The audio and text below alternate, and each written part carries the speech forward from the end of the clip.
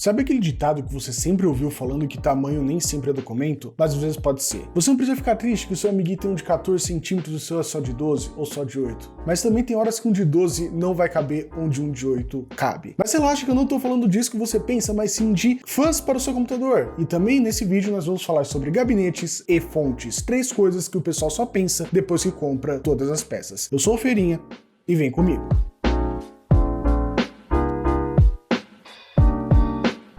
Nesse vídeo eu vou falar de 3 coisas mágicas que podem se influenciar bastante no seu PC, mesmo que muita gente não preste atenção, que são as ventoinhas ou fãs, que o pessoal geralmente chama, os gabinetes e as fontes. Então vamos começar pelo que eu falei na abertura. Mas lembrando, andou crescendo sim o meu número de visualizações, mas eu vejo que também o número de inscritos não tá aumentando. Então eu vou pedir, se caso você curte, mano, se inscreve que me ajuda a crescer mais ainda, a mostrar pro pessoal um conteúdo da hora que eu tô fazendo. Agora também eu tô postando parte do vídeo no Instagram, então se você quiser ir lá, vai estar aqui embaixo na tela. Eu vou falar também um pouco mais no final do vídeo, beleza? Mas vamos lá, o que eu tava falando sobre ventoinhas. Cara, ventoinha é uma coisa que não tem muito segredo, mas tem uns pontinhos que podem ficar mal pra você. O que acontece? A ventoinha, primeiro que ela tem tamanho, e são tamanhos padrões. Geralmente eles vêm em milímetros, ou seja, de 80, 120, 140 milímetros o tamanho da ventoinha. Isso daí não vai ter muita diferença, você vai ter que ver o que seu gabinete aguenta, que é um ponto que eu vou falar mais pra frente. Mas assim, beleza, você escolheu o tamanho. O tamanho padrão de ventoinha, que vem na maior parte dos coolers, water coolers, e também já nos gabinetes pré-instalados são ventoinhas de 120 milímetros, que é basicamente o padrão. Mas o que você tem que prestar atenção? Ventoinhas, geralmente existem 3 tipos de pinagem que eles existem, que é o quê? A pinagem Molex e a pinagem PWM e a outra que eu não lembro o nome agora, mas eu vou deixar uma imagem aqui, se eu achar o nome eu também coloco embaixo. Esses 3 tipos de pinagem vai ser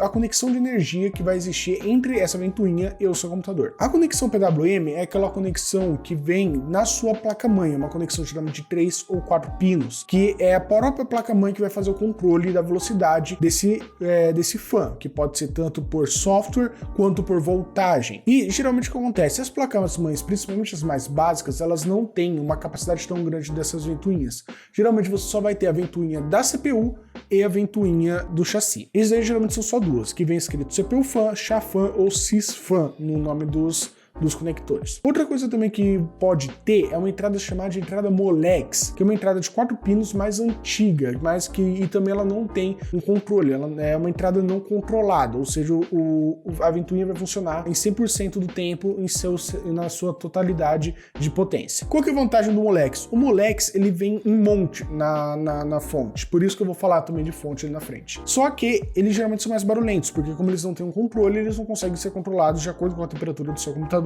E mais qualquer vantagem, eles geralmente são mais baratos e você não tem limite de quantos você consegue colocar no computador. A única coisa que vai limitar é a potência da sua fonte de energia. Mas já falando sobre esses 4 tipos, tem uma vírgula assim na verdade, porque muita gente hoje gosta que seu computador pisque mais com uma árvore de Natal. Aí o que acontece? Para isso, você também tem que ter uma entrada RGB. E essa entrada RGB, ela existe de 2 tipos. Ela existe um tipo de 3 pinos e um tipo de 4 pinos. Ah, mas qual que é a diferença, Feirinha? A diferença é que você tenta colocar um de 3 e um de 4, ele vai queimar os LEDs. Por que acontece? Os LEDs de 4 pinos eles são LEDs de 12 volts. Os LEDs de 3 pinos são LEDs de 3.5 volts. Então uma coisa que você tem que prestar muita atenção. Os LEDs de 4 pinos eles são entrada padrão para aquilo lá que as placas-mães chamam de Aura Sync ou RGB Fusion, depende da sua fabricante. Desse jeito, o que acontece? Você vai ter que ou colocar numa controladora central para controlar o LED desses fãs, ou você vai colocar direto na placa-mãe. Geralmente esses fãs, eles têm 2 tipos de entrada, ou uma entrada Molex, ou uma entrada PWM, ou também a entrada de RGB. Mas o que acontece? Você quer colocar vários, e você só tem uma entrada RGB na tua placa-mãe, você vai precisar de uma controladora.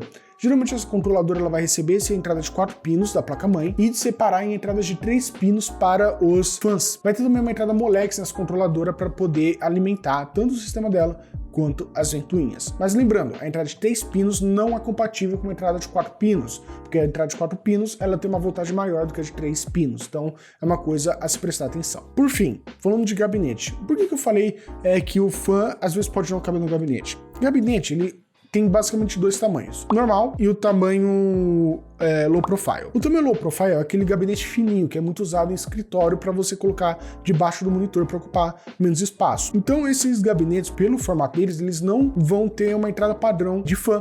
geralmente vai ser fã de 40 ou 80 milímetros que você vai usar naquele caso. E também, por que eu falei do gabinete? E também como que eu linko isso aí com a fonte de energia. Com a fonte de energia, o que acontece? Se ela for, ou melhor, se o gabinete for low profile, você vai precisar também de uma fonte low profile. E também, aí você também tem que ver outras coisas. No gabinete, você tem que pensar assim, cara, qual que é o tamanho da minha placa-mãe? Eu não sei se eu já falei aqui, se eu falei, eu vou dar uma olhada, que placa-mãe, ela tem tamanho padrão. Ela geralmente tem o padrão ATX, Micro ATX, ITX e Mini ITX. São esses 4 tipos de tamanho que existem nas placas-mãe. E você tem que prestar muita atenção quando você está montando um gabinete. Os gabinetes, eles são montados pensando na placa-mãe. Então, se caso você quer montar uma placa-mãe Micro ATX, que é o mais comum hoje no mercado, você vai ter que pegar um gabinete Micro ATX para cima, ou seja, um gabinete seja compatível com Micro ATX ou com ATX, que é o tamanho completo da placa. Mas assim, se caso você comprar um gabinete ATX para colocar uma Mini TX, funciona, mas se você comprar um gabinete Mini TX para colocar uma TX de tamanho completo, ele não vai funcionar. Então você sempre vai ter que pensar um gabinete maior do que a sua placa-mãe pede. Mas quando você fala de um gabinete de tamanho normal, o que eu vou falar sobre fonte? A fonte ele vai encaixar em qualquer gabinete que não seja low profile. Ela vai encaixar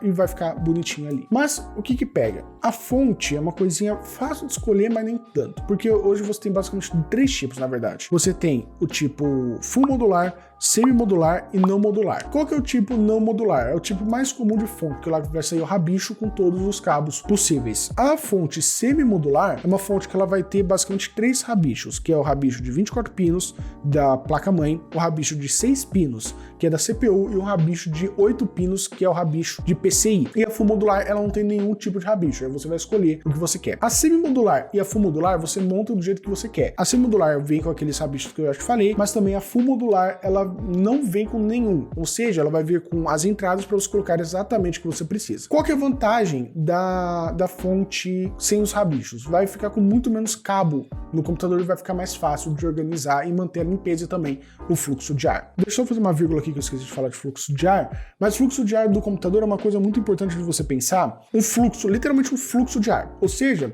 o que é muito recomendado? Que entre pela frente e saia por trás. Que você tenha um fã que esteja puxando o ar frio de fora, jogando para dentro, e outro fã cuspindo. Mas isso daí não é obrigatório, não muda muita coisa, mas é recomendado. Por fim, falando sobre a fonte. A fonte também tem sites que, tipo, você vê ali quanto que seu PC vai consumir. Uma dica legal sobre quanto seu PC pode consumir, você vê ali quanto que a sua CPU consome e quanto que a sua placa de vídeo consome. Ali no site do fabricante geralmente vai ter o tanto recomendado que você vai precisar para colocar de fonte. Você pega aquilo lá e joga 100 watts para cima naquele recomendado, beleza? Mais pra frente eu vou fazer um vídeo falando só sobre fonte, que é uma coisa bem interessante que eu posso fazer, eu dei uma pincelada aqui por cima e como tudo isso daí encaixa. Lembrando, agora eu também vou estar postando esse conteúdo no Instagram. Então se você curtir, vai estar aqui ó, na tela o meu Instagram para você ver lá mais conteúdo sobre o vídeo. Tem também o meu grupo no Telegram, onde você pode falar de tecnologia com o pessoal que curte, com o pessoal do meu canal e ficar sabendo sempre quando tem vídeo novo e conteúdo novo. Por fim, se você já não fez o começo, dá aquele like, se inscreve e dá o joinha, que é o que mais ajuda o youtuber que tá crescendo. Beleza? Por hoje é isso. Até semana que vem. Eu sou o Ferinha e fui!